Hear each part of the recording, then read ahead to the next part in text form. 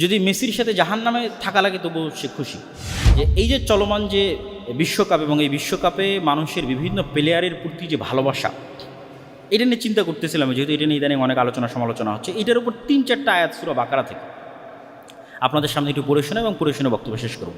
যে অনেকেই এরকমও লিখেছে যে সে যদি মেসির সাথে জাহান্নামে থাকা লাগে তবুও সে খুশি। নাউযুবিল্লাহি মিন যালিক।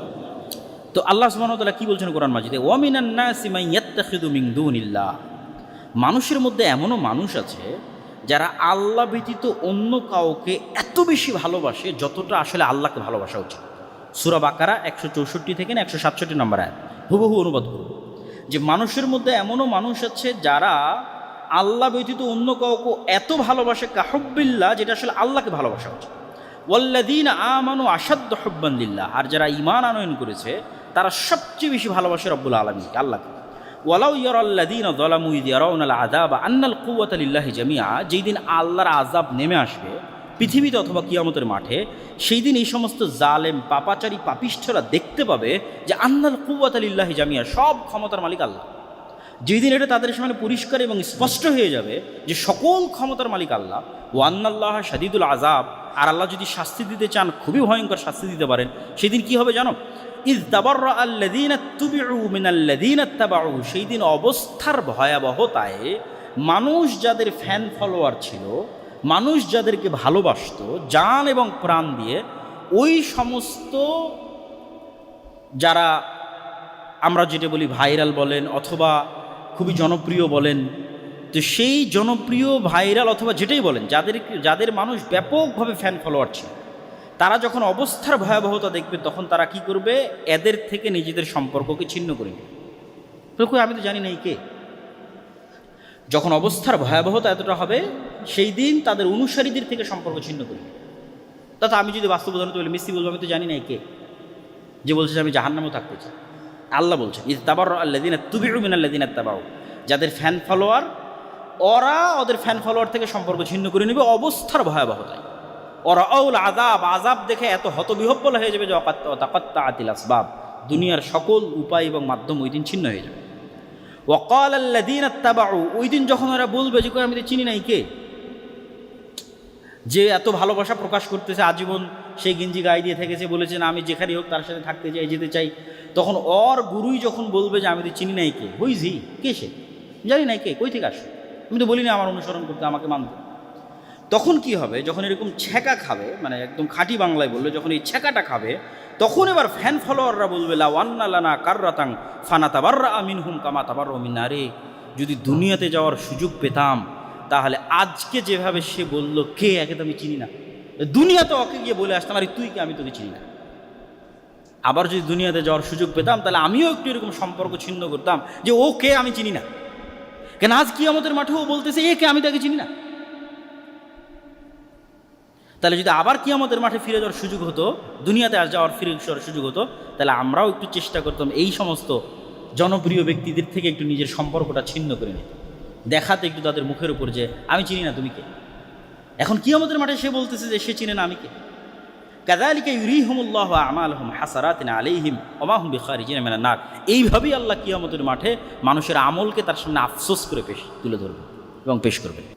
আর এটা আল্লাহর নবী জাকারিয়া আলাইহিস সালাতু ওয়াস সালামের ঘটনা এবং জাকারিয়া আলাইহিস সালাতু ওয়াস সালামের ছেলে ইয়াহইয়া আলাইহিস সালাতু ওয়াস সালামের ঘটনা। মোটামুটি এই 4-5টা ঘটনার সারমর্ম সূরা আলে ইমরানের মধ্যে ধারাবাহিক 15-20 আয়াতের মধ্যে আল্লাহ সুবহানাহু ওয়া তাআলা বর্ণনা করেছেন। যদিও মারিয়াম আলাইহিস সালাতু ওয়াস সালামকে নিয়ে পবিত্র কোরআনের আরেকটি স্বতন্ত্র সূরা আছে, সূরাত মারিয়াম। তো আমরা সর্বপ্রথম আলে ইমরানে যে আয়াতগুলো এসেছে ধারাবাহিকভাবে এই 3-4 জনের ঘটনাকে কেন্দ্র করে সেগুলোর সংক্ষিপ্ত ব্যাখ্যা করব এবং তারপরে সূরা মারিয়ামে মারিয়াম আলাইহিস সালাতু ওয়াস সালাম সম্পর্কে যা বর্ণিত হয়েছে সেটার সারমর্ম অনুবাদ তুলে ধরব ইনশাআল্লাহ। এবং এই ঘটনাগুলো থেকে আমাদের জন্য শিক্ষণীয় কী সেটি আমরা পেশ করবো ইনশাআল্লাহ, যদি আল্লাহ সুবহানাহু ওয়া তাআলা আমাদের তৌফিক দেয়। আল্লাহ সুবহানাহু ওয়া তাআলা সূরা আলে ইমরানের 33 নম্বর আয়াতে বলছেন ইন্নাল্লাহা আসতাফা আদামা ওয়া নূহা ওয়া আলা ইব্রাহিমা ওয়া আলা ইমরানা আলাল আলামিন। আল্লাহ পৃথিবীর মানুষের মধ্যে কয়েকটা পরিবার এবং কয়েকজন ব্যক্তিকে বাছাই করে নিয়েছেন। তার মধ্যে আল্লাহ বাছাই করে নিয়েছেন আদমকে আদি পিতা হিসেবে বাছাই করেছেন, প্রথম মানুষ হিসেবে তাকে সৃষ্টি করবেন সেটার জন্য তাকে বাছাই করেছেন, তিনি ফেরেশতা কর্তৃক সিজদা পাবেন সেটার জন্য তাকে বাছাই করেছেন, ইবলিসের ষড়যন্ত্রের শিকার হবেন তার জন্য তাকে বাছাই করেছেন, ষড়যন্ত্রের শিকার হয়ে তিনিই প্রথম জান্নাত থেকে পৃথিবীতে নেমে আসবেন এটার জন্য তিনি বাছাইকৃত হয়েছেন, তিনি প্রথম আল্লাহ সুবহানাহু ওয়া তাআলার কাছে গুনাহ থেকে তওবা করা শিখবেন এবং আল্লাহর নবী হিসেবে পৃথিবীতে তাওহীদের দাওয়াতের সূচনা করবেন, আল্লাহর দ্বীনের প্রচারের শুরু করবেন। এই সকল কিছুর জন্য আল্লাহ সুবহানাহু ওয়া তাআলা আদম আলাইহিস সালাতু ওয়াস সালামকে বাছাই করেছেন। ওয়া নূহান, আল্লাহ নূহকে বাছাই করেছেন। আদম আলাইহিস সালাতু ওয়াস সালামের মৃত্যুর পর কয়েক প্রজন্ম পর্যন্ত মানুষ তাওহীদের উপর ছিল। আব্দুল্লাহ বিন আব্বাস রাদিয়াল্লাহু তাআলা আনহুর বর্ণনা অনুযায়ী 10 প্রজন্ম পরে মানুষ তাওহীদ থেকে বিচ্যুত হয়। এক এক প্রজন্ম যদি 1000 বছর করে হয় হায়াত আদম আলাইহিস সালাতু ওয়াস সালামের মতো, তাহলে প্রায় 10,000 বছর পর নূহ আলাইহিস সালাতু ওয়াস সালামের আগমন ঘটে। আর যদি হায়াত কম থাকে তাহলে এর চেয়ে কম হবে। কিন্তু আদম আলাইহিস সালাতু ওয়াস সালাম যেহেতু প্রায় 1000 বছরের কাছাকাছি বেঁচে ছিলেন, নূহ আলাইহিস সালাম নিজেও যেহেতু 950 বছর বেঁচে ছিলেন কাছাকাছি, তো ওই সময় মানুষের হায়াতের ধরনটা এরকমই ছিল। তো প্রথম মানুষ যখন পথভ্রষ্ট হয়, তাওহীদ থেকে শিরকে নিমজ্জিত হয়, তখন আল্লাহ সুবহানাহু ওয়া তাআলা নূহকে বাছাই করলেন মানুষকে পুনরায় তাওহীদের পথে নিয়ে আসার জন্য। নূহ আলাইহিস সালাতু ওয়াস সালামের পরে পৃথিবীতে মাত্র গুটি কয়েক মানুষ দ্বীনের উপর থাকলো, আর বাকি সব মানুষ পৃথিবী থেকে ধ্বংস হয়ে গেল। এরপরে আবার মানুষ যখন পথভ্রষ্ট হলো, তখন আল্লাহ সুবহানাহু ওয়া তাআলা ইব্রাহিম এবং ইব্রাহিমের পরিবারকে, নূহ আর আদমের সময় আল্লাহ পরিবার বলেননি, বলেছেন আমি আদমকে বাছাই করেছি, নূহকে বাছাই করেছি। আর ইব্রাহিমের সময় বললেন ওয়া আলা ইব্রাহিম, আর ইব্রাহিমের পরিবারকে বাছাই করেছি। ইব্রাহিম আলাইহিস সালাতু ওয়াস সালাম এবং তার পরিবারকে আল্লাহ বাছাই করলেন পৃথিবীতে তাওহীদের দাওয়াত ছড়িয়ে দেওয়ার জন্য। ইব্রাহিমের 2 সন্তান ইসহাক এবং ইসমাইল এবং তাদের পরবর্তী উত্তরসূরিরা।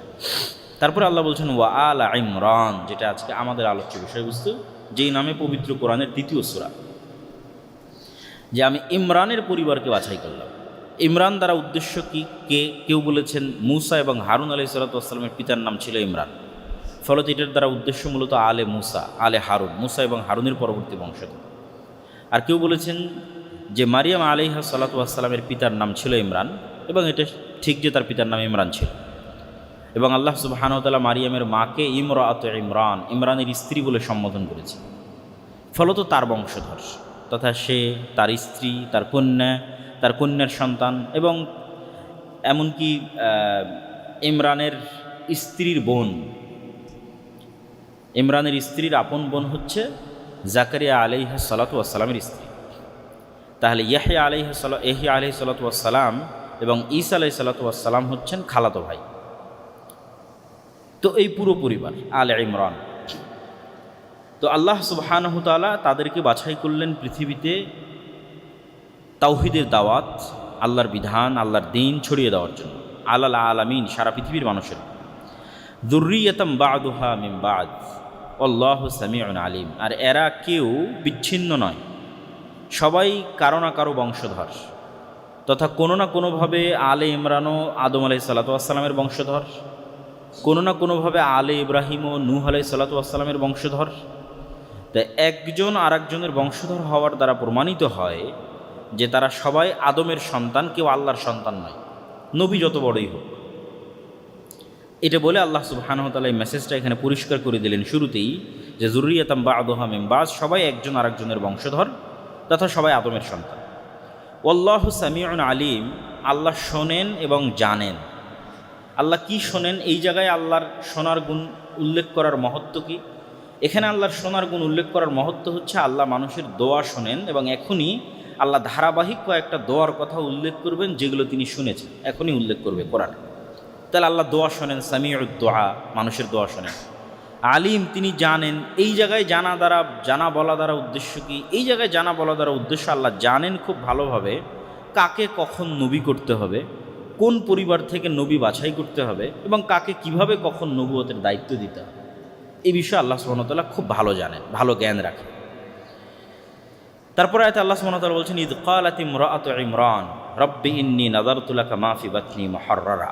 এখানে একজন রাসূলের মায়ের জন্মের ঘটনা বর্ণনা করা হচ্ছে। কার মুখ দিয়ে বর্ণনা করা হচ্ছে, একজন রাসূলের নানির মুখ দিয়ে বর্ণনা করা হচ্ছে। রাসূল হচ্ছে ঈসা আলাইহিস সালাতু ওয়াস সালাম। এখনও তার জন্মের ঘটনা শুরু হয়নি। যেহেতু তার জন্মের ঘটনাটা পৃথিবীর ইতিহাসের অন্যতম ব্যতিক্রম ঘটনা, তাই ভূমিকা স্বরূপ আল্লাহ তার পূর্বে অনেকগুলো ঘটনা বলে নিচ্ছে। ভূমিকা স্বরূপ ঈসা আলাইহিস সালাতু ওয়াস সালামের ঘটনা বলাই মূল উদ্দেশ্য। কিন্তু ঈসা আলাইহিস সালাতু ওয়াস সালামের ঘটনা পৃথিবীর এত ব্যতিক্রম ঘটনা যে ওটার প্রতি বিশ্বাস তৈরি করার জন্য প্রেক্ষাপট লাগে, এবং এই প্রেক্ষাপট ওই যুগের মানুষের জন্য দরকার ছিল। এত বড় ঘটনা ওই যুগের মানুষ দেখবে, তার আগে কিছু ঘটনা লাগবে। তো তার আগে ঘটনা শুরু হচ্ছে ঈসা আলাইহিস সালামের নানি ইমরাতে ইমরান, ইমরানের স্ত্রী, মারিয়ামের মা, ঈসা আলাইহিস সালামের নানি। ইয ক্বালাত ইমরাতে ইমরান, মা, একজন নবীর মা কিভাবে জন্ম হচ্ছে আগে সেটা বলা হচ্ছে, তারপরে নবীর জন্ম। ইয ক্বালাত ইমরাতে ইমরান রব্বি ইন্নী নাযারতু লাকা মা ফি বাতনি মুহাররারা, যখন ইমরানের স্ত্রী তথা ঈসা আলাইহিস সালামের নানি মারিয়ামের মা বললেন, হে আল্লাহ, আমার পেটে যা আছে তা তোমার রাস্তায় মুহাররার করে দিলাম। মুহাররার মানে দুনিয়াবী সকল কাজ থেকে মুক্ত করে শুধু তোমার এবং তোমার দ্বীনের কাজ করবে, এই জন্য ওয়াকফ করে দিলাম। যেমন মানুষ নিজের সম্পত্তি আল্লাহর রাস্তায় ওয়াকফ করে দেয়, ঠিক নিজের সন্তানকে আল্লাহর রাস্তায় ওয়াকফ করে দিল। মুহাররার, স্বাধীন করে দিলাম। কি থেকে স্বাধীন করে দিলাম? আমার নিজের কাজ থেকে, দুনিয়ার কাজ থেকে, সব কাজ থেকে। বড় হয়ে আমাকে দেখতে হবে, আমাকে খাওয়াতে হবে, রুজি রুটি ইনকাম করতে হবে, এগুলো না। দুনিয়াবী সকল কিছু থেকে মুক্ত করে দিলাম তোমার রাস্তার জন্য। ফাতাকাব্বাল মিন্নি, অতএব আপনি আমার এই যে আমার সন্তানকে যে আমার পেটে এসেছে আপনার রাস্তার জন্য ওয়াকফ করে দিলাম, এই ওয়াকফ করাটাকে আপনি কবুল করেন। তো শুধু আল্লাহ সুবহানাহু ওয়া তাআলার কাছে চাইলেই এবং আল্লাহর রাস্তায় ওয়াকফ করে দিলেই বা কোনো নিয়ত করলেই ক্ষান্ত হয়ে যাওয়া উচিত নয়, বরং ওইটা যেন আল্লাহ কবুল করে তার জন্য দোয়াও করা উচিত, যেমন উনি করতেছেন। উনি তো এই পর্যন্ত বলেই থামতে পারেন যে আল্লাহ আমার পেটের সন্তান তোমার রাস্তা দিয়ে দেন। তারপরে বাক্য কি? ফাতাকাব্বাল মিন্নি, আপনি আমার থেকে এটা কবুল করেন। কেন আল্লাহ সুবহানাহু ওয়া তাআলা কবুল না করলে তার এই মানত কোনো কাজে আসবে না। তিনি যে উদ্দেশ্যে মানত করতেছেন কবুল হওয়া লাগবে। ইন্নাকা আনতাস সামিউল আলিম, আবারও একই কথা যে আপনি জানেন এবং আপনি শোনেন। তো কি শোনেন? ওই যে বললাম আল্লাহ দোয়া শোনেন, তো দোয়া কয়েকটা আসবে যে আল্লাহ শুনতেছেন, তার মধ্যে এটা একটা। ঈসা আলাইহিস সালাতু ওয়াস সালামের নানি দোয়া করতেছে, এটা আল্লাহ শুনতেছেন, সেটা একটা। আলিম, আর আপনি সব কিছু জানেন যে আমি কোন নিয়াতে, সঠিক নিয়াতে করছি না লোক দেখানোর নিয়াতে করতেছি, সব জানেন আপনি। তো যেহেতু আমার অন্তরের অবস্থা আপনি জানেন, অতএব আমার এই মানতকে আপনি কবুল করেন। এখানে আরও একটা জিনিস শুরুতেই বলে রাখি যে আল্লাহ সুবহানাহু ওয়া তাআলা একজন নবীর জন্মের ঘটনা পবিত্র কোরআনে বর্ণনা করছেন। তার নানির থেকে শুরু করেছেন, তারপরে তার মায়ের জন্ম হবে, মায়ের জন্মের ঘটনা বলবেন, তারপরে তার জন্মের ঘটনা বলবেন। তো এগুলো একটাও কিন্তু সরাসরি কোনো কিতাবের ওহী নয়, কেন এগুলো তো মানুষের জীবনের ঘটনা। এটা তাওরাত নয়, এটা ইঞ্জিল নয়। তাওরাত এবং ইঞ্জিল কি? যেখানে নামাজের কথা থাকবে, কালামের কথা থাকবে, দোয়া দরুদ শিখানো থাকবে। এটা তো একটা মানুষের জীবনে যে ঘটনা ঘটতেছে সেটা, একটা মানুষ কীভাবে জন্ম নিচ্ছে তার ঘটনা। তো একটা মানুষের জন্মের ঘটনাই মূলত তার হাদিস বা তার সিরাত, তার ইতিহাস। তাহলে যেখানে আল্লাহ সুবহানাহু ওয়া তাআলা পবিত্র কোরআনে আয়াত নির্ধারণ করছেন বিভিন্ন জনের জন্মের ঘটনা বর্ণনা করতে, এখান থেকে আমাদের শিক্ষা নেওয়া উচিত যে আল্লাহ সুবহানাহু ওয়া তাআলা কোরআনের আয়াতের অংশ করেছেন অতীতের নবীদের হাদিসকে, অতীতের নবীদের ইতিহাসকে। তাহলে আমার নবীর ইতিহাস যদি আমি না জানি, আমার নবীর পরে যদি আর কোনো নবী আসতো, তাহলে আমার নবীর হাদিস ওই কিতাবের অংশ হতো।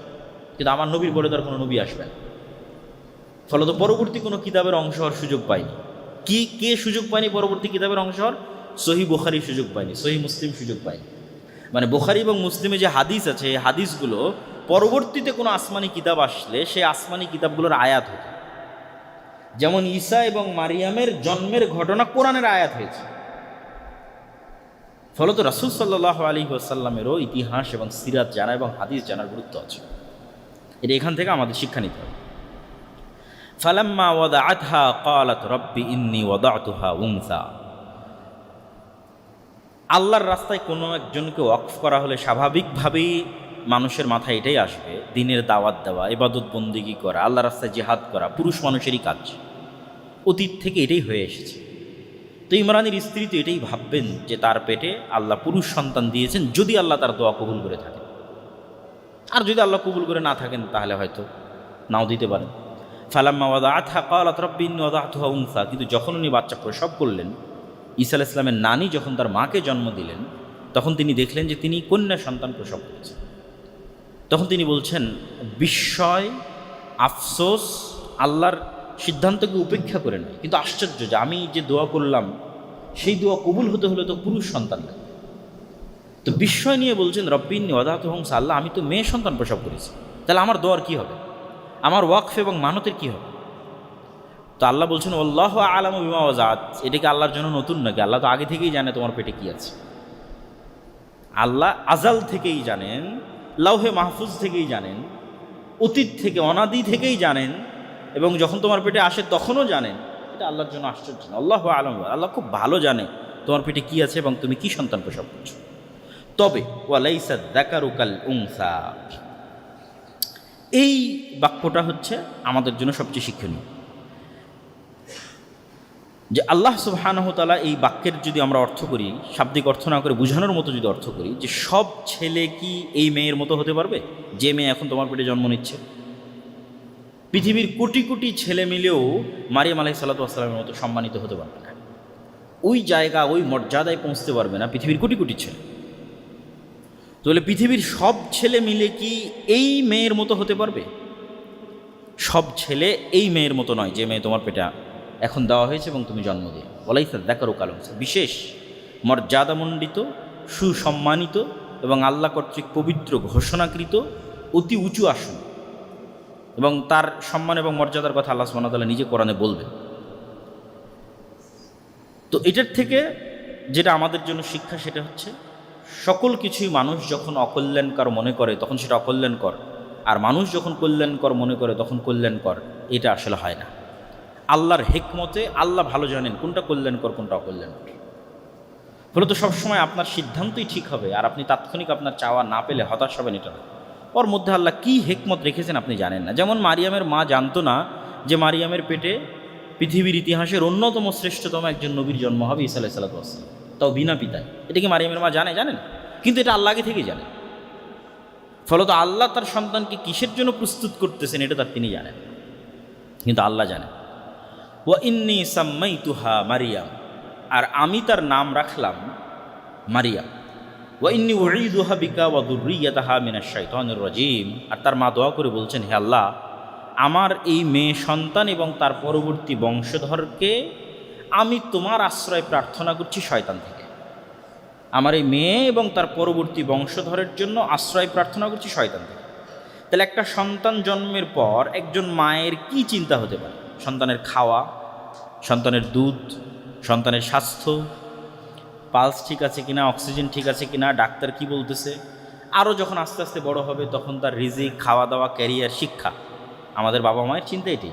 কিন্তু মারিয়ামের মায়ের মুখ দিয়ে কী উচ্চারিত? আল্লাহ, আমার এই মেয়েটা সুস্থ থাকুক, এই মেয়েটার খাবারের ব্যবস্থা করে দাও, দুধ পাচ্ছে না দুধের ব্যবস্থা করে দাও। না, উঈযুহা বিকা ওয়া যুররিয়াতাহা মিনাশ শাইতানির রাজীম, আল্লাহ শয়তান থেকে আশ্রয় দেয়। তাহলে একজন মুমিন মায়ের চিন্তা তার সন্তানের বিষয়ে কি হতে পারে, সেটার শিক্ষা, মানে সন্তান লালন পালনের ইমানই ভিত্তি কি হতে পারে, সেটার শিক্ষা এখানেই আছে। সেটা হচ্ছে ইমান এবং শয়তানের ষড়যন্ত্র থেকে শয়তানকে সুরক্ষার চিন্তাই একজন মা এবং একজন পিতার সবার আগে প্রাধান্য দিতে। এবং আল্লাহ সুবহানাহু ওয়া তাআলা এই দোয়া কবুল করো তো মারিয়াম এবং তার সন্তানকে এমনভাবে শয়তানের স্পর্শ থেকে হেফাজত করেছেন যে যেই স্পর্শ প্রত্যেক আদম সন্তানের জন্য লাজেম ছিল সেটা থেকে হেফাজত করেছেন। সেটা যে জন্মের পরে প্রত্যেক আদম সন্তান শয়তানের স্পর্শে আসে, এটা রাসূল সাল্লাল্লাহু আলাইহি ওয়াসাল্লামের সহিহ হাদিস। এবং শয়তানের স্পর্শেই সে জন্মের পরে কেঁদে ওঠে। কিন্তু শুধু দুইজনকে শয়তানে স্পর্শ করার সুযোগ পায়নি এই দোয়ার কারণে। সেই দুইজন হচ্ছে মারিয়াম এবং মারিয়ামের সন্তান ঈসা আলাইহিস সালাতু ওয়াস সালাম। তাদেরকে বিশেষভাবে আলাদা করা হয়েছে শয়তানের সংস্পর্শ থেকে এই দোয়ার কারণে। ফাতাকাব্বালাহা রাব্বুহা বিকবুলিন হাসানিন ওয়া আম্বাতাহা নাবাতান হাসানা ওয়া কাফফালাহা জাকারিয়া। আল্লাহ ইমরানের স্ত্রীর যে মানত, এই মানতকে আল্লাহ কবুল করেছে। ওই যে কবুল করাটা কবুল করেছে। ওয়া আম্বাতাহা নাবাতান হাসানা, আর যেভাবে একটা গাছকে পরিচর্যা করে বড় করা হয়, আম্বাতা নাবাত মানে গাছ রোপণ করে বড় করা, যেভাবে একটা গাছকে পরিচর্যা করে বড় করা হয়, আল্লাহ ওইভাবে মারিয়ামের পরিচর্যা করো তো তাকে বড় করবে। ওয়া আম্বাতাহা নাবাতান হাসানা, এবং আল্লাহর হিকমত এবং আল্লাহর পরিকল্পনা অনুযায়ী। ওয়াকাফালাহা জাকারিয়া, আর মারিয়ামের দায়িত্ব নিল তার খালু জাকারিয়া। এবং মারিয়াম আলাইহিস সালাতু ওয়াস সালামের দায়িত্ব তার খালু কিভাবে পেলেন তার বর্ণনা যেহেতু আল্লাহ নিজেই সামনে দিবেন, এই জন্য এখন আর এটা বলতেছি না, সামনে যখন আয়াত আসতেছে তখন এটা বলবো যে মারিয়াম আলাইহিস সালাতু ওয়াস সালামের খালু জাকারিয়ার দায়িত্ব কিভাবে পেলেন। তারপর আল্লাহ বলছেন, কুল্লামা দাখালা আলাইহা জাকারিয়াল মিহরাব ওয়াজাদা ইনদাহা রিজকা। যখনই মারিয়াম আলাইহিস সালাতু ওয়াস সালামের যে মেহরাব, ইবাদতের যে জায়গা, সেই ইবাদতের জায়গায় যখনই জাকারিয়া আলাইহিস সালাতু ওয়াস সালাম প্রবেশ করতেন, তখনই সেখানে তিনি ফলমূল খাদ্যদ্রব্য দেখতে পেতেন। ক্বালা ইয়া মারিয়াম, তিনি বললেন, মারিয়াম আন্না লাকি হাযা, এগুলো কই থেকে আসে? ক্বালাত হুয়া মিন ইনদিল্লাহ, তিনি বললেন এগুলো আল্লাহর পক্ষ থেকে আসে। ইন্নাল্লাহা ইয়ারযুকু মান ইয়াশা বিগাইরি হিসাব, আর আল্লাহ যাকে চান তাকে বেহিসাব রিজিক দান করতে পারেন। রিজিক মানে শুধু খাবার নয়, রিজিক মানে সম্মান, রিজিক মানে সন্তান, রিজিক মানে হায়াত, রিজিক মানে আয়ু, রিজিক মানে পদ পদবী মর্যাদা, রিজিক মানে শিক্ষা, রিজিক মানে জ্ঞান, সব রিজিক। রিজিক মানে স্ত্রী, সবই রিজিক। আল্লাহ যাকে ইচ্ছা তাকে বেহিসাব রিজিক দান করতে পারে। তো এই দৃশ্য জাকারিয়া আলাইহিস সালাতু ওয়াস সালামের হৃদয়কে নাড়িয়ে দিল। যারা জাকারিয়া আলাইহিস সালাম দেখলেন যে আল্লাহ নিয়মের বাইরেও কিছু করে থাকেন, হিসাবের বাইরেও রিজিক দিয়ে থাকেন, মানুষের চোখে অসম্ভব দরজাকেও আল্লাহ খুলে দিয়ে থাকেন। একটা প্রয়োজন জাকারিয়া আলাইহিস সালামের ছিল, তিনি সেইভাবে আল্লাহর কাছে চান না, কেন? ওটার কোনো সম্ভাবনা ছিল। কিন্তু মারিয়ামের সাথে এই ঘটনা জাকারিয়া আলাইহিস সালামের চোখ খুলে দিল যে মারিয়ামকে যদি আল্লাহ সুবহানাহু ওয়া তাআলা দুনিয়ার নিয়মের বাইরে, দুনিয়ার লজিকের বাইরে, দুনিয়ার ফিজিক্সের বাইরে আল্লাহ সুবহানাহু ওয়া তাআলা এইভাবে খাবার পাঠাতে পারেন, তাহলে আমার যে একটা প্রয়োজন আছে ওটা তো আল্লাহ দিতে পারেন। ওটা যে অসম্ভব মনে হতো উনি চাননি এতদিন, এবার উনি চাইবেন সাথে সাথে। তখনই হুনালিকা দাআ জাকারিয়া রাব্বাহ, তিনি ওই মুহূর্তেই তার রবের কাছে এমন কিছু চাওয়ার ইচ্ছা করলেন যা বাহ্যিক দৃষ্টিতে দীর্ঘদিন তার কাছে অসম্ভব মনে হয়েছে, এই জন্য চাননি। কিন্তু মারিয়ামের এই ঘটনা দেখে তিনি চাইলেন, কি বললেন? রব্বি হাবলি মিন লাদুনকা যুররিয়াতান তাইয়্যিবাহ, হে আল্লাহ, মারিয়ামকে যদি আপনি অসময়ে খাবার দিতে পারেন তাহলে আমাকেও তো সন্তান দিতে পারেন। দীর্ঘদিন থেকে এটা আমার চাওয়া ছিল, কিন্তু চাওয়ার সাহস করিনি, কেন? অসম্ভব। কেন অসম্ভব? ওটা তিনি নিজেই ব্যাখ্যা করবেন। ইন্নাকা সামিউদ দুআ, আর আপনি তো দোয়া শুনেন। ইমরানের স্ত্রীর দোয়া শুনেছেন, মারিয়ামের মায়ের দোয়া শুনেছেন, আপনি দোয়া শুনেন। ওই যে আগেই বলে এসেছে সামিউন, আল্লাহ শুনেন। কি শুনেন? সামিউদ দোয়া, দোয়া শুনেন। আল্লাহ সর্বশ্রোতা, মানুষের দোয়া শুনেন। এখানে এই আয়াত থেকে দুটো পয়েন্ট আমাদের বের করতে হবে। একটা পয়েন্ট হচ্ছে, আল্লাহ যখনই কাউকে সন্তান দেওয়া বা সন্তান চাওয়ার কথা উল্লেখ করেছেন, তখন তার যে গুণের কথা বলেছেন সেটা ওয়াহাবা ইয়াহিবু, ওয়াহাব। আল্লাহ সুবহানাহু তাআলা দয়ালু, ওয়াহাব মানেও আল্লাহ দয়ালু, আল্লাহ দেন। রহমান মানেও দয়ালু, রহিম মানেও দয়ালু। কিন্তু ওয়াহাবের যেটা দেওয়া সেটা হচ্ছে না চাইতেই, অথবা বিনিময় ছাড়াই, অথবা অসম্ভব কিছু, অথবা সে হকদার নয়, অথবা সে যোগ্য নয়, তারপরও আল্লাহ সুবহানাহু ওয়া তাআলা নিজের দয়ায় দিয়ে দেন, এটাকে বলে ওয়াহাব। হ্যাঁ, আপনি দিতে পারেন, আমাকে দেন। আর একটা কি এখান থেকে? তয়্যিবাহ, পবিত্র বংশধর দেন। তিনি তো শুধু সন্তান চাইতে পারতেন, কিন্তু তিনি চাইলেন পবিত্র বংশধর, পবিত্র সন্তান। তাহলে মুমিনের দোয়া শুধু সন্তান চাওয়ার দোয়া কখনোই হওয়া উচিত নয়, বরং মুমিনের দোয়া হবে এমন সন্তান চাওয়ার দোয়া যে হবে পবিত্র, সৎ। যেমনটা জাকারিয়া আলাইহিস সালাতু ওয়াস সালাম দোয়া চাচ্ছেন, তিনি শুধু সন্তান চাচ্ছেন না, বলছেন পবিত্র সন্তান, পবিত্র বংশধর। ফানাদাতহুল মালাইকাতু ওয়া হুয়া কায়িমুন ইউসাল্লি ফিল মিহরাব। জাকারিয়া আলাইহিস সালাতু ওয়াস সালাম ইনস্ট্যান্ট এই দৃশ্য দেখে ইনস্ট্যান্ট দোয়া করলেন। এবার ইমিডিয়েট সাথে সাথেই আল্লাহ সুবহানাহু ওয়া তাআলা ফেরেশতা দিয়ে তাকে উত্তর দিচ্ছেন। যখন তিনি তার সালাত শেষই করেননি, তিনি সালাতে দাঁড়িয়ে দোয়া করতেছেন, সালাত শেষই করেননি, তখনই ফেরেশতা তাকে ডাক দিয়ে বলছে, ইন্নাল্লাহা ইউবাশশিরুকা বিয়াহইয়া মুসাদ্দিকাম বিকালিমাতিন মিনাল্লাহ ওয়া সাইয়্যিদান ওয়া হাসূরান ওয়া নাবিয়্যাম মিনাস সালিহিন। আল্লাহ তোমাকে সুসংবাদ দিচ্ছে একটা সন্তানের, তার নামও আল্লাহ বলে দিচ্ছে। এবং আমরা যখন সূরা মারিয়ামের অনুবাদ করব তখন এটার সাথে আরও কিছু তথ্য যুক্ত হবে। আল্লাহ সুবহানাহু তাআলা একটা সন্তানের সুসংবাদ দিচ্ছে, তার নামও বলে দিচ্ছে, তার নাম হবে ইয়াহইয়া। তার গুণ কি হবে? এক, মুসাদ্দিকাম বিকালিমাতিন মিনাল্লাহ, অচিরেই আল্লাহর একটা কালিমা আসবে, সেই কালিমাকে সে সত্যায়ন করবে। আল্লাহর কালিমা হচ্ছে ঈসা আলাইহিস সালাম।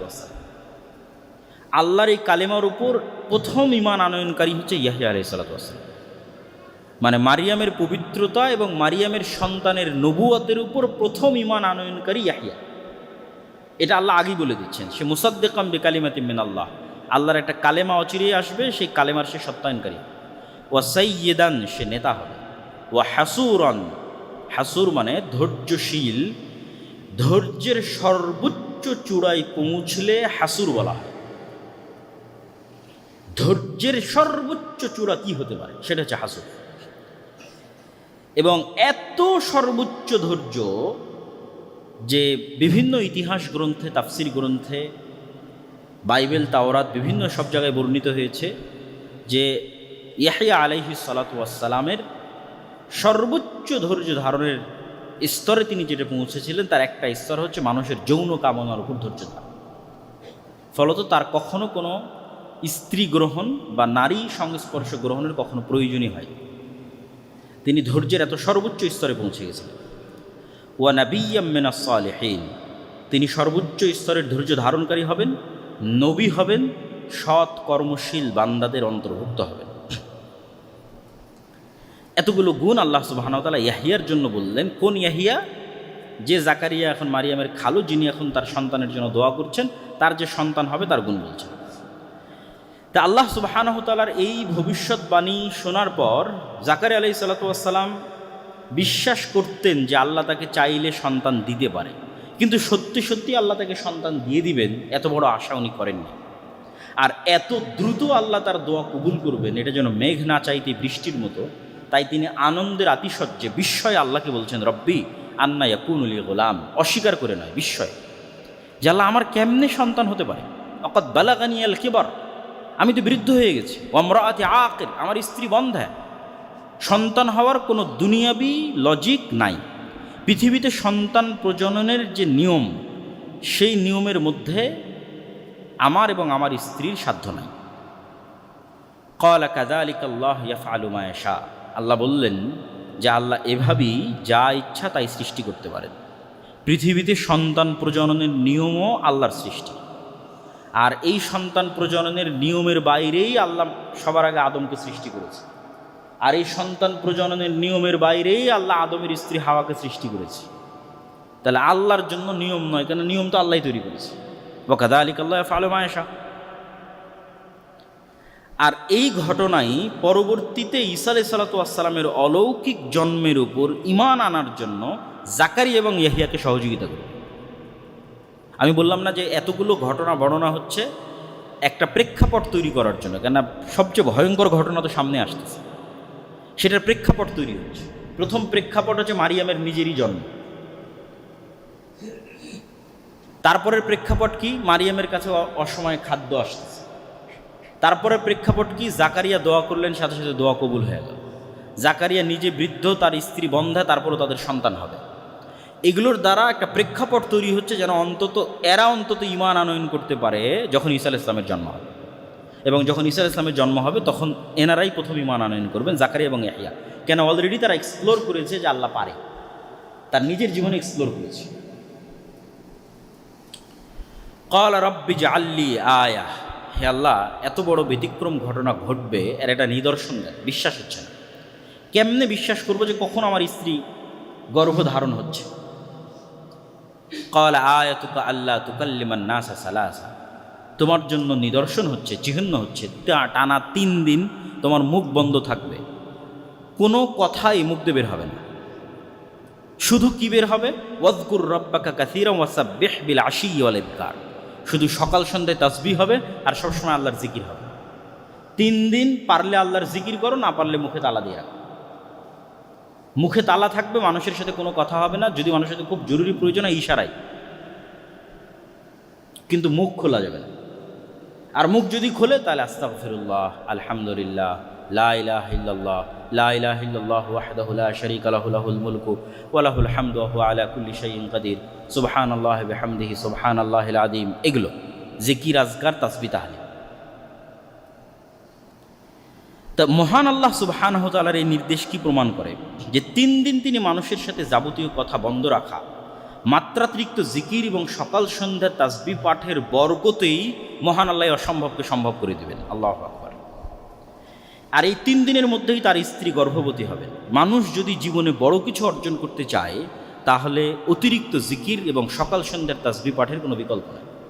আল্লাহ জাকারিয়ার জন্য এত বড় অসম্ভবকে সম্ভব করে দিচ্ছেন, অপ্রয়োজনীয় কথা বন্ধ, জিকির আজকার এবং সকাল সন্ধ্যার তাসবিহ।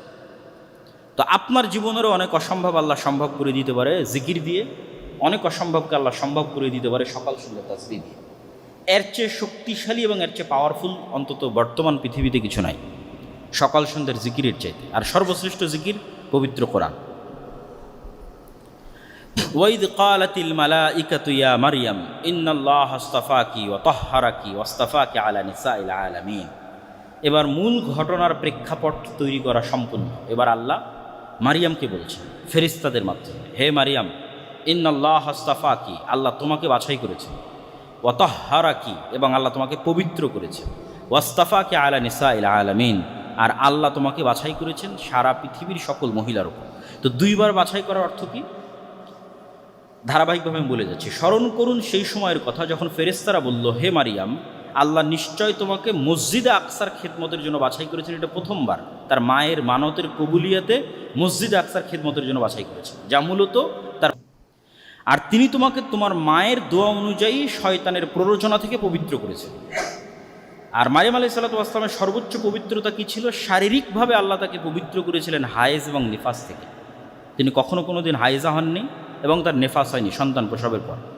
আর শারীরিক পবিত্রতার সর্বোচ্চ স্তর ছিল আল্লাহ সুবহানাহু ওয়া তাআলা তাকে পুরুষের সংস্পর্শ থেকে চিরদিনের জন্য পবিত্র করেছিলেন। আর মানসিকভাবে আল্লাহ সুবহানাহু ওয়া তাআলা তোমাকে সকল গুনাহ এবং গুনাহের চিন্তা থেকে পবিত্র করেছে। আর এইভাবেই মহান আল্লাহ সুবহানাহু ওয়া তাআলা এবার দ্বিতীয়বার বাছাই করছে, ওয়াসতাফাকে আলা নিসাইল আলামিন, সারা পৃথিবীর সকল মহিলার মধ্যে আল্লাহ তোমাকে বাছাই করেছে পিতাবিহীন ঈসা আলাইহিস সালাতু ওয়াস সালামের মা হওয়ার জন্য। সমগ্র পৃথিবীর সকল নারীদের মধ্যে আল্লাহ তোমাকে বাছাই করেছে। তো অলৌকিক সন্তানের সুসংবাদ আসার পূর্বেই মহান আল্লাহ তার মায়ের পবিত্রতার সর্বোচ্চ সাক্ষ্য দিলেন। কেন এখন অলৌকিক সন্তানের সংবাদ আসবে, তা আগেই তার পবিত্রতার ঘোষণা আল্লাহ দিয়ে দিলেন। তারপর আল্লাহ বলছেন, ইয়া মারিয়াম কুনুতি লিরাব্বিকি ওয়াসজুদি ওয়ারকাই মা'আর রাকিঈন। যখনই কেউ মহান আল্লাহর মনোনীত বান্দা হয়, যখন আল্লাহর বিশেষ কোনো দয়া এবং রহমত পায়, তখন দায়িত্ব বেড়ে যায়। কিসের দায়িত্ব বাড়ে? রবের শুকরিয়া আদায়ের দায়িত্ব বাড়ে। তো যেহেতু আল্লাহ আগের বাক্যে বললেন, মারিয়াম তোমাকে এত এত নেয়ামত রহমত বরকতের জন্য আমি বাছাই করেছি, এবার তোমার কাজ কি? তোমার কাজ হচ্ছে, হে মারিয়াম, তুমি তোমার রবের একনিষ্ঠ অনুগত হও, লম্বা সময় সালাতে দাঁড়িয়ে থাকো, বেশি বেশি সিজদা করো, এবং মসজিদে আকসায় রুকুকারীদের সঙ্গে জামাতে রুকু করো। মেয়েরা যেমন মসজিদে ইতিকাফ করতে পারে, তেমনি তারা চাইলে জামাতেও সালাত আদায় করতে পারে, যা এই আয়াত থেকে স্পষ্ট বোঝা যায়। আর এই আয়াত থেকে আরও একটা জিনিস বোঝা যায় যে মানুষের জীবনের প্রকৃত মর্যাদার যে সিক্রেট, সর্বোচ্চ সম্মানের আসীন হওয়ার যে সিক্রেট, সেই সিক্রেটটা হচ্ছে আল্লাহর সামনে বিনয় হওয়া, আল্লাহর অনুগত হওয়া, পবিত্র থাকা, বেশি বেশি জিকির আজকার করা, জামাতে সালাত আদায় করা, এবং রুকু করা এবং অতিরিক্ত সিজদা করা, যেগুলো আল্লাহ মারিয়ামের জন্য বললেন, যেগুলো আল্লাহ জাকারিয়ার জন্য বললেন। এগুলোই পৃথিবীতে এবং পরকালে সর্বোচ্চ সম্মানে সম্মানিত হওয়ার সিক্রেট, যা আল্লাহ তাদের জন্য নির্ধারণ করে দিলেন। যালিকা মিন আম্বাইল গায়বি নুহিহি ইলাইক ওমা কুনতা লাদাইহিম ইয ইলকুনা আকলামাহুম আইয়ুহুম ইয়াকফুলু মারইয়াম ওমা কুনতা লাদাইহিম ইয ইয়াখতাসিমুন। এবার ওই যে জাকারিয়া আলাইহিস সালাতু ওয়াস সালাম মারিয়ামের দায়িত্ব নিয়েছিলেন, ওই দায়িত্বটা তিনি কিভাবে পাচ্ছেন সেটা বলতে গিয়ে আল্লাহ ভূমিকাটা এভাবে ধরলেন যে জাকারিয়া, ইয়াহিয়া এবং মারিয়াম সম্পর্কে এতক্ষণ যা আলোচিত হয়েছে, এবং ঈসা আলাইহিস সালাতু ওয়াস সালামের জন্ম এবং তার পরবর্তী ঘটনা যা আলোচিত হবে কোরআনে, এগুলো সব গায়েবের সংবাদ, যা আমরা ওহির মাধ্যমে আপনাকে জানাচ্ছি, হে মুহাম্মদ সাল্লাল্লাহু আলাইহি ওয়াসাল্লাম। হে মুহাম্মদ সাল্লাল্লাহু আলাইহি ওয়াসাল্লাম, এই ঘটনাগুলোর সময় আপনি সেখানে উপস্থিত ছিলেন না। আবার আপনি নিজে জেরুজালেম বা ফিলিস্তিনের বাসিন্দাও নন যে মানুষের মুখে মুখে শুনবেন, বরং আপনি জেরুজালেম থেকে 1000 কিলোমিটার দূরে মক্কার অধিবাসী। আর আপনি পড়ালেখাও জানেন না যে কোনো কিতাব অধ্যয়ন করে মানুষের সামনে এগুলো বলবেন। আর মক্কায় কোনো আহলে কিতাব বসবাস করতো না, মানে কোনো ইহুদি খ্রিস্টান বসবাস করতো না যে তাদের থেকে শুনে আপনি এটা বলবেন। আর আহলে কিতাবের এক অংশ তো মারিয়ামের সন্তানকে আল্লাহর সন্তান মনে করে, আর এক অংশ তথা ইহুদিরা তো মারিয়ামকে ব্যভিচারী মনে করে, নাউজুবিল্লাহ। আর এক অংশ তো ঈসা আলাইহিস সালাতু ওয়াস সালাম মারা গেছেন মর্মে বিশ্বাস করে। আর আপনি মুহাম্মদ সাল্লাল্লাহু আলাইহি ওয়াসাল্লাম সর্বপ্রথম কোরআনের মাধ্যমে এই তিনটা জিনিস পরিষ্কার করে দিচ্ছেন। কি কি পরিষ্কার করছেন? মারিয়াম আলাইহিস সালাতু ওয়াস সালাম পবিত্র, সেটা পরিষ্কার করছেন। আর কি পরিষ্কার করছেন? ঈসা আল্লাহর সন্তান নয়, এটা পরিষ্কার করছেন। আর কি পরিষ্কার করছেন? ঈসা মারা যায়নি, সেটা পরিষ্কার করছেন। কেউ জানতো না পৃথিবীতে। এগুলো সব আমি আপনাকে আল্লাহ সুবহানাহু ওয়া তাআলা ওহীর মাধ্যমে জানিয়ে দিচ্ছে। এটা রাসূল সাল্লাল্লাহু আলাইহি ওয়াসাল্লামের সত্য ওহীর হওয়ার প্রমাণ বহন করে। তো এইরকম একটা ছোট্ট ঘটনা এবার আমি আপনাকে জানাই। এই প্রেক্ষাপটে আল্লাহ বলতেছেন সেই ঘটনা কি, কীভাবে মারিয়ামের দায়িত্ব পেলেন জাকারিয়া। যখন মারিয়ামের জন্ম হয় তখন তার দায়িত্ব কে নিবে তা নিয়ে বিতর্ক তৈরি হয়। মসজিদে আকসা ইবাদতকারী আল্লাহর প্রিয় বান্দারা সবাই চায় মারিয়ামের দায়িত্ব নেওয়ার জন্য, যেহেতু তার পিতা ছিল না। এটাকে তারা কল্যাণকর এবং নেকির কাজ মনে করছিল। তো যখন তারা সবাই দায়িত্ব নিতে চাইলো তখন তারা সিদ্ধান্ত নিল যে আমরা লটারি করব এবং লটারির মাধ্যমে নির্ধারিত হবে কে মারিয়ামের দায়িত্ব নেবে। এবং লটারির ধরন ছিল সবাই কলম পানিতে নিক্ষেপ করবে, নদীতে অথবা এমনি পানিতে। যদি স্রোতস্বিনী নদীতে নিক্ষেপ করে তাহলে কলম স্রোতের বিপরীতে যাবে, আর যদি স্বাভাবিক পানিতে নিক্ষেপ করে সব কলম ডুবে যাবে, যার কলম ভেসে থাকবে সে মারিয়ামের দায়িত্ব পালন করবে। তো তারা যে কলমগুলো দিয়ে তাওরাত লিখত, যেহেতু সবাই আল্লাহর প্রিয় বান্দা, সবাই মসজিদে আকসায় আল্লাহর দিনের খেদমত করতো, দায়ী ইলাল্লাহ, জাকারিয়াও একজন নবী এবং দায়ী ইলাল্লাহ, তারা যে কলমগুলো দিয়ে তাওরাত লিখত সেগুলো তারা পানিতে নিক্ষেপ করলো। সবার কলম ডুবে গেল, কিন্তু জাকারিয়া আলাইহিস সালাতু ওয়াস সালামের কলম ভেসে থাকলো অথবা স্রোতের বিপরীতে চলল। তখন জাকারিয়া আলাইহিস সালাতু ওয়াস সালামকেই দায়িত্ব দেওয়া হলো মারিয়াম আলাইহিস সালাতু ওয়াস সালামের লালন পালনের। তো এই ঘটনাও আপনি জানতেন না হে মুহাম্মদ সাল্লাল্লাহু আলাইহি ওয়াসাল্লাম, আমি জানিয়ে দিলাম। আর জানার কোনো পরিবেশ আপনার কাছে নাই, কেন আপনার বাড়ি জেরুজালেমে নয়, আপনি পড়া জানেন না, মক্কায় কোনো ইহুদি খ্রিস্টান বসবাস করে না। ইয ক্বালাতিল মালাইকাতু ইয়া মারিয়াম ইন্নাল্লাহা ইউবাশশিরুকি বিকালিমাতিন মিনহু ইসমুহুল মাসীহু ঈসা ইবনু মারিয়াম ওয়াজিহান ফিদ দুনিয়া ওয়াল আখিরাহ ওয়া মিনাল মুকাররাবিন।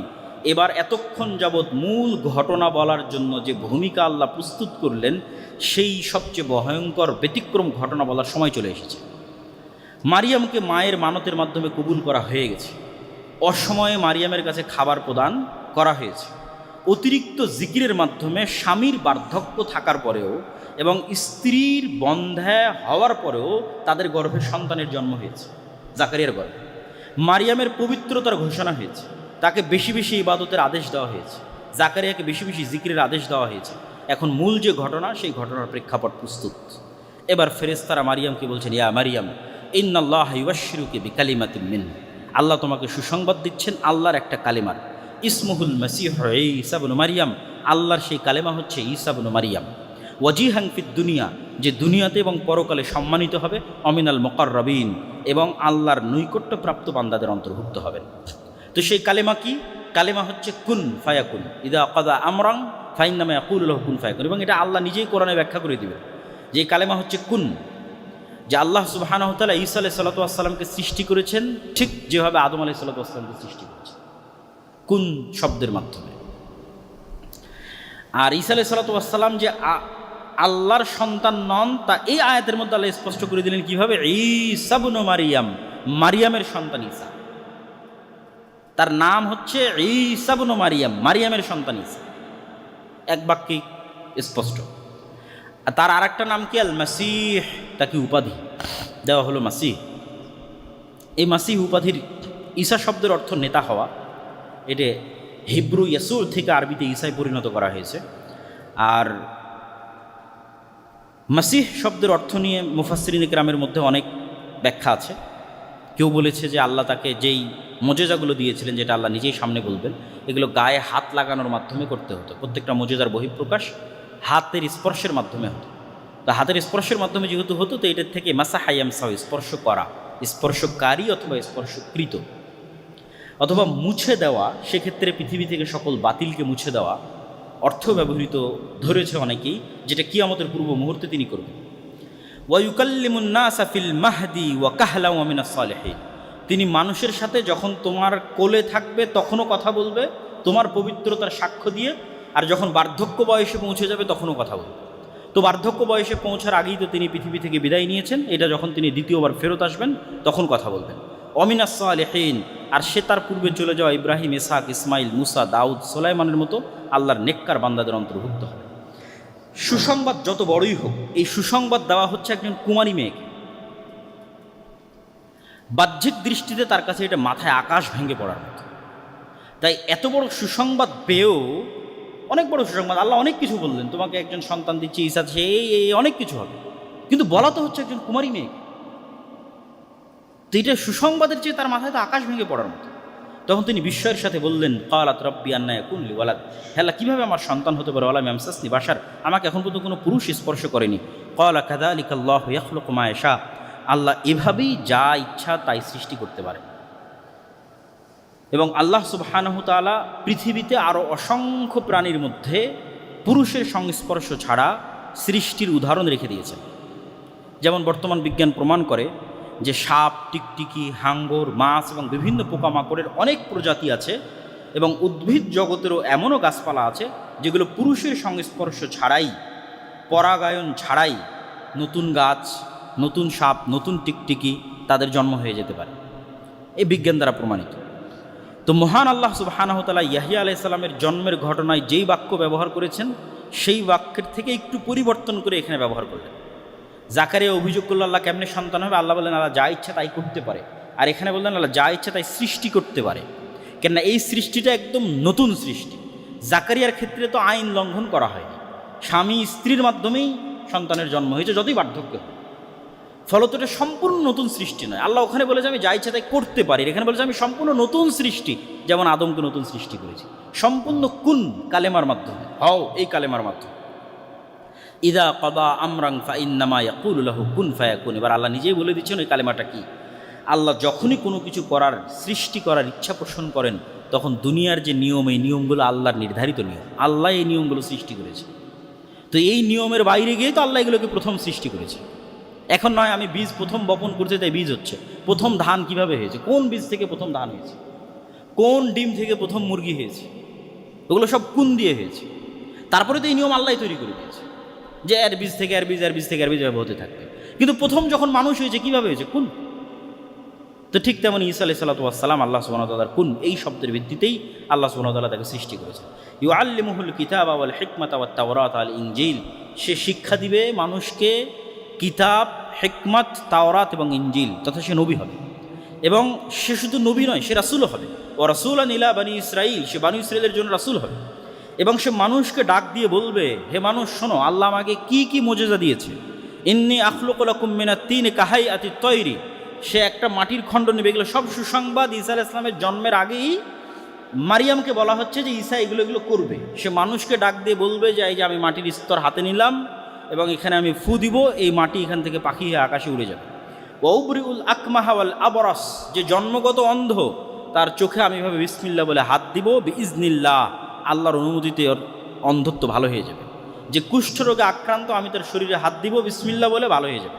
ওয়াউহিল মাউতা বিইজনিল্লাহ, সবচেয়ে আশ্চর্য হচ্ছে আমি একদম মৃত মানুষকেও জীবিত করতে পারব। ঈসা আলাইহিস সালাতু ওয়াস সালাম বলবেন, এবং তিনি বাস্তবে করেছেন।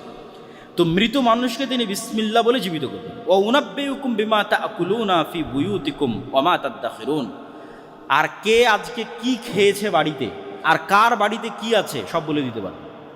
এবং এই পয়েন্টেই মূলত ঈসা আলাইহিস সালামের সাথে তার অনুসারীরা ঠাট্টা করত। এই পয়েন্টটাতে যখন মুসা আলাইহিস সালাম এগুলো সব মুজিজা দেখালেন, তো মুজিজা দেখে মানুষের অন্তর নরম হয়ে ঈমান আনার কথা। কিন্তু বানু ইসরাঈলের ক্ষেত্রে যেটা বারবার ঘটেছে, বড় বড় মুজিজা দেখেও তাদের অন্তর নরম হয়। তো ঈসা আলাইহিস সালাতু ওয়াস সালামের সাথে তারা এটা ঠাট্টা করতো। বারবার বলেন তো আজকে আমি কী খেয়ে এসেছি, বলেন তো আজকে কি এখনই আমি কী খেয়ে আসলাম, আজকে বলেন দেখে আমার বাড়িতে কী আছে। তো বারবার এই প্রশ্নের মাধ্যমে ঈসা আলাইহিস সালামকে মূলত ঠাট্টা করা হতো। কিন্তু তিনি বলতে পারতেন, কিন্তু এটা বলতে পারাটা তো মূল উদ্দেশ্য নয়। মূল উদ্দেশ্য তোমরা আমাকে নবী হিসেবে মানো এবং আল্লাহর আনুগত্য। কিন্তু ওইটার জন্য বারবার এসে বলতে থাকা, এটাই হচ্ছে নবীকে অস্বীকার করার শুরু। ওয়া মুসাদ্দিকাল লিমা বাইনা ইয়াদাইয়া মিনাত তাওরাতি ওয়া লিউহিল্লা লাকুম বা'দাল্লাযী হুররিমা আলাইকুম ওয়া জি'তুকুম বিআয়াতিন মির রাব্বিকুম ফাত্তাকুল্লাহ ওয়া আতিউন, আর আমি নতুন কোনো দাওয়াত নিয়ে আসিনি। মূসা আলাইহিস সালাতু ওয়াস সালাম যে দাওয়াত দিয়ে গেছে তাওরাতের মাধ্যমে, ওইটারই সত্যায়ন করতে এসেছে। একই কথা মুহাম্মদ সাল্লাল্লাহু আলাইহি ওয়াসাল্লাম বলেছে, আমি নতুন কোনো দাওয়াত নিয়ে আসিনি। তোমাদের কাছে ঈসা আলাইহিস সালাম যে দাওয়াত দিয়ে গেছে ইনজিলে, মূসা যে দাওয়াত দিয়ে গেছে তাওরাতে, ওটাই নিয়ে এসেছে। এটাই ঈসা আলাইহিস সালাম বলতেছে যে আমি নতুন কোনো দাওয়াত নিয়ে আসিনি, তাওরাতে যেটা আছে ওটাই। ওয়ালিউহিল্লা লাকুম বা'দাল্লাযী হুররিমা আলাইকুম, তবে তোমাদের আমলের কারণে আল্লাহ কিছু কিছু জিনিস তোমাদের উপর হারাম করে দিয়েছিল। ওই জিনিসগুলো আসলে হারাম হওয়ার যোগ্য নয় বা আল্লাহর বিধানে হারাম নয়, কিন্তু তোমাদের কারণে স্পেশালি হারাম করা হয়েছে। ওগুলো আমি কিছু কিছু তোমাদের জন্য হালাল করে দিই, যেমন উটের গোস্ত, চর্বি, এগুলো বানু ইসরায়েলের জন্য শাস্তিস্বরূপ হারাম ছিল। ইন্না রব্বি ওয়া রাব্বুকুম ফা'বুদু হাদা সিরাতুম মুস্তাকিম, এটাও ঈসা আলাইহিস সালামের কথা। আমি আর তোমরা তোমাদের সবার প্রতিপালক আল্লাহ, অতএব ইবাদত হবে আল্লাহ। এটা কেন বলা হচ্ছে? এত এত এত মুজিজা থাকার পরও ঈসা আলাইহিস সালাম কি ইবাদতের যোগ্য? অলৌকিক জন্ম থেকে শুরু, মায়ের কোলে কথা বললেন, অলৌকিকভাবে জন্ম নিলেন, তার মায়ের কাছে অলৌকিকভাবে খাবার আসতো, জীবিতকে মৃত করলেন, মাটি থেকে উড়ন্ত পাখি তৈরি করলেন, সবার অসুস্থতা ভালো করে দিলেন, পুরো জীবনটাই অলৌকিকতায় ভরপুর, আবার জীবিত অবস্থায় আকাশে উঠে যাবেন। তাই এত অলৌকিকত্বের পরেও কি তিনি ইবাদতের যোগ্য? তখন উনি নিজেই বলছেন, ইন্নাল্লাহ রব্বি ওয়া রাব্বুকুম, নিশ্চয় আল্লাহ আমার রব এবং তোমাদের রব, আমি আল্লাহরই বান্দা, অতএব তোমরা আমার নয় আল্লাহরই ইবাদত করো। হাদা সিরাতুম মুস্তাকিম, আর এটাই হচ্ছে অতীত থেকে যুগ যুগ থেকে চলে আসা নবীদের দাওয়াত। একটা কথা, রব্বি ওয়া রাব্বুকুম ফা'বুদুল্লাহ, সেটা তোমরা আল্লাহর ইবাদত করো। ফালাম্মা হাসসা ঈসা মিনহুমুল কুফরা ক্বালা মান আনসারি ইলাল্লাহ, এই যে বললাম যে তিনি এতগুলো মুজিজা দেখালেন, তো এই মুজিজা অন্যগুলো তো মোটামুটি মানুষের কাজে লাগে, কিন্তু ওই যে একটা মুজিজা যেটা মানুষ অপব্যবহার করা শুরু করলো, বলেন দেখি এখন কি খেয়ে আসলাম, বলেন দেখি আজকে আমার বাড়িতে কি আছে, এই আচরণে ঈসা ইসলাম কষ্ট পেলেন এবং তিনি বুঝতে পারলেন যে মানুষ তার উপর ঈমান আনবে না, বরং কুফরি করবে, তাকে অস্বীকার করবে। তখন তিনি বললেন, একে তো মানুষ তার মাকে অপবাদ দিচ্ছে, ওই একটা অপবাদের বোঝা তো তার ব্রেনে মেন্টালি প্রেশার হিসেবে আছেই, বাকি এত মুজিজা দেখার পরও মানুষ তার উপর ঈমান আনতেছে না। মান আনসারি ইলাল্লাহ, হে আমার জাতি, বলো তোমাদের মধ্যে কে খালেসভাবে আমার সহযোগিতা করবে আল্লাহর সন্তুষ্টির জন্য। আনসারুল্লাহ, আল্লাহর সহযোগী হবে, আল্লাহর সন্তুষ্টির জন্য আমাকে সহযোগিতা করবে কে? ক্বাল আল হাওয়ারিয়ুনা, হাওয়ারিরা বলল যারা সাদা রঙের অধিকারী। তো শাব্দিক অর্থ হচ্ছে সাদা রঙের অধিকারী। কি সাদা রং? মুফাসসিরিন ইকরাম লিখেছেন তারা সাদা জামা পরতো এই কারণে, কেউ লিখেছেন তারা ধোপা ছিল, কাপড়কে ময়লা থেকে সাদা করতো এই কারণে, কেউ লিখেছেন তাদের অন্তর সাদা ধবধবে ছিল, পরিষ্কার, নিষ্কলুষ হৃদয়, পবিত্র হৃদয়। তো 12 জন হাওয়ারি বলল, নাহনু আনসারুল্লাহ, আমরা আল্লাহর সন্তুষ্টির জন্য আপনার এই দিনের দাওয়াত কবুল করলাম, আপনার উপর ঈমান আনলাম, ওয়াশহাদ বিআন্না মুসলিমুন। যদিও প্রথম ঈমান এনেছে জাকারিয়া আলাইহিস সালাতু ওয়াস সালাম, প্রথম ঈমান এনেছে ইয়াহইয়া আলাইহিস সালাতু ওয়াস সালাম, এবং ইয়াহইয়া এবং ঈসা আলাইহিস সালাতু ওয়াস সালাম তারা একই সাথেই তৎকালীন পৃথিবীতে দাওয়াতি কাজ করতেন, 2-3-4 বছরের ছোট বড়। ইয়াহইয়া আলাইহিস সালাতু ওয়াস সালাম 3-4 বছরের বড়, আর ঈসা আলাইহিস সালাতু ওয়াস সালাম 3-4 বছরের ছোট। ওয়ামাকারু ওয়ামাকারাল্লাহ ওয়াল্লাহু খায়রুল মাকিরিন, ইহুদিরাও ষড়যন্ত্র করলো আর আল্লাহও তাদের বিরুদ্ধে পাল্টা ষড়যন্ত্র করলেন, আর আল্লাহ যদি পাল্টা ষড়যন্ত্র করেন সেটাকে আর কেউ বাধা দিতে পারে না। তো কি হলো? এই আয়াতের ব্যাখ্যা কি, এই ধারাবাহিকতায় আয়াত কেন আসলো? তো ঈসা আলাইহিস সালাতু ওয়াস সালাম এবং হাওয়ারিরা মিলে এবং ইয়াহইয়া আলাইহিস সালাতু ওয়াস সালাম মিলে জেরুজালেম, ফিলিস্তিন এবং সিরিয়ার মাটিতে যে তাওহীদের দাওয়াত দেওয়া শুরু করলেন, আর উনি যে সবসময় মুজিজাগুলো দেখাতেন, ধীরে ধীরে এই 12 জন দিয়ে শুরু, ইয়াহইয়া দিয়ে শুরু, ধীরে ধীরে তার অনুসারীর সংখ্যা বাড়তেই লাগলো। এবং যখন তার অনুসারীর সংখ্যা বাড়তে লাগলো, তখন ভণ্ড ইহুদি ধর্মীয় নেতা যারা ছিল তাদের মুখোশ উন্মোচিত হতে লাগলো। হিংসার বশবর্তী হয়ে ইহুদিরা তো আগে থেকে তার মায়ের নামে মিথ্যা অপবাদ রটাতো, তারা তার সাথেও শত্রুতার সর্বোচ্চ শিখরে পৌঁছে গেল। এবং কোনো কিছুতেই যখন ঈসা আলাইহিস সালামের দাওয়াত থামানো সম্ভব হচ্ছিল না, তখন রোমান শাসকের সহযোগিতা নিয়ে ঈসা আলাইহিস সালামকে এবং ইয়াহইয়া আলাইহিস সালামকে, 2 জনকে হত্যার ষড়যন্ত্র করা হয়। এবং ইতিহাস বলে যে 3 জনকেই, মানে ইহুদি খ্রিস্টানদের দাবি অনুযায়ী 3 জনকে হত্যা করা হয়েছে। জাকারিয়াকেও হত্যা করা হয়েছে, ইয়াহইয়াকেও হত্যা করা হয়েছে, ঈসা আলাইহিস সালামকে হত্যা করা হয়েছে। ইসলাম এসে বলল যে ঈসা আলাইহিস সালাম নিহত হননি, 500 বছর পরে এসে বলল ঈসা আলাইহিস সালামকে আল্লাহ উঠিয়ে নিয়েছে।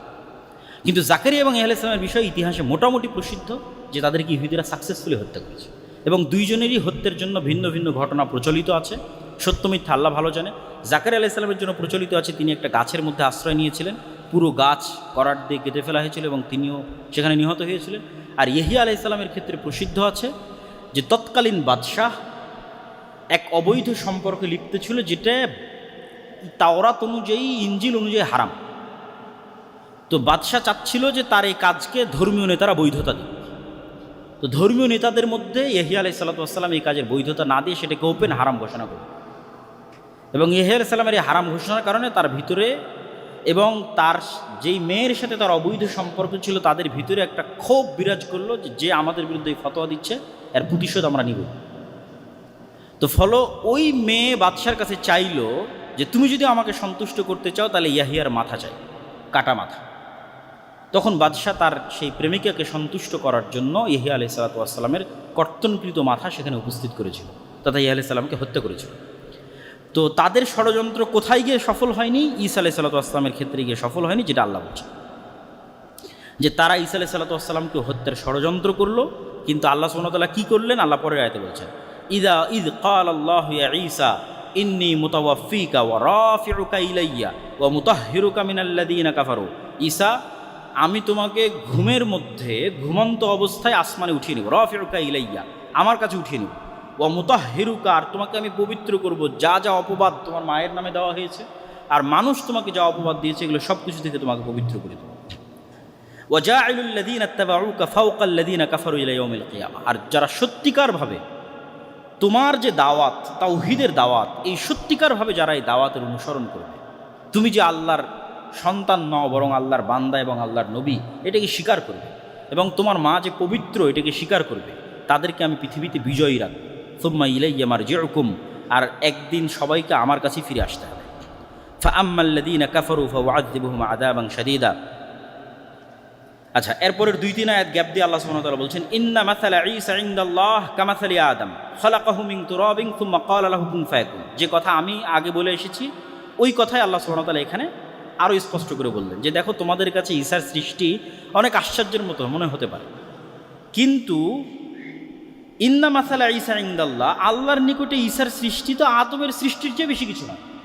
ইন্না মাসালা ঈসা ইনদাল্লাহ কামাসালি আদম, আদমকে আল্লাহ যেমন সৃষ্টি করেছে বরং তার চেয়ে কম। আদমকে তো বাপ মা ছাড়াই সৃষ্টি করেছে, আর ঈসাকে তো অন্তত মা ছিল, তো তার চেয়ে কম। খালাকাহু মিন তুরাব, আদমকে সরাসরি মাটি থেকে সৃষ্টি করেছে, কোনো বাপ নাই মা নাই কিচ্ছু নেই। কী দিয়ে সৃষ্টি করেছে? কুন ফায়াকুন, হাও হয়ে যাও, এটা দিয়ে সৃষ্টি করেছে। তাহলে তোমাদের কাছে আশ্চর্য মনে হতে পারে, কিন্তু আল্লাহ সুবহানাহু ওয়া তাআলার কাছে আশ্চর্য নয়। আর এটাই আল হাক্কু মির রাব্বিকা ফালা তাকুম মিনাল মুমতারিন। আর এই যে আমি বলছি যে ঈসা আল্লাহর সন্তান নন, বরং ঈসা আলাইহিস সালাতু ওয়াস সালাম ওই রকমই যেমন আল্লাহ আদমকে সৃষ্টি করেছেন, এটাই সত্য। এটা নিয়ে যেন হে মুহাম্মদ সাল্লাল্লাহু আলাইহি ওয়াসাল্লাম আপনার অন্তরেও সন্দেহ না থাকে, এটা সরাসরি মুহাম্মদ সাল্লাল্লাহু আলাইহি ওয়াসাল্লামকে বলা হচ্ছে।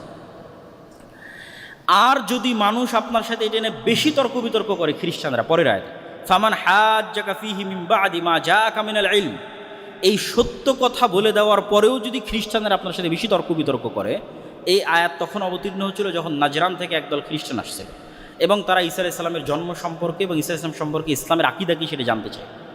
তো যদি এরপরও বেশি তর্ক বিতর্ক করে তাহলে আপনি ওপেন চ্যালেঞ্জে চলে যান। চ্যালেঞ্জ কীভাবে দিবেন? নাদউ আবনাআনা ওয়া আবনাআকুম, এই খ্রিস্টানরা আসো, তোমাদের ছেলে মেয়ে, তোমাদের বাড়ির স্ত্রী পুত্র সব, ওয়া নিসাআনা ওয়া নিসাআকুম, আমাদের ছেলে মেয়ে আর আমাদের বাড়ির স্ত্রী পুত্র সব। কোথায় যাব? আমরা খোলা মাঠে যাব। সুম্মা নাবতাহিল ফানাজআল লা'নাতাল্লাহি আলাল কাযিবিন, তারপর আমরা মুবাহালা করব যে কে সত্য, ঈসা আল্লাহর সন্তান না ঈসা আল্লাহর বান্দা। আমি মুহাম্মদ বলছি ঈসা আল্লাহর বান্দা, যেমন আদমকে সৃষ্টি করেছে ঈসা আলাইহিস সালাম। আর তোমরা যদি বলো ঈসা আল্লাহর সন্তান, তাহলে চলো আল্লাহর অভিশাপ মিথ্যুকদের উপর বর্ষিত।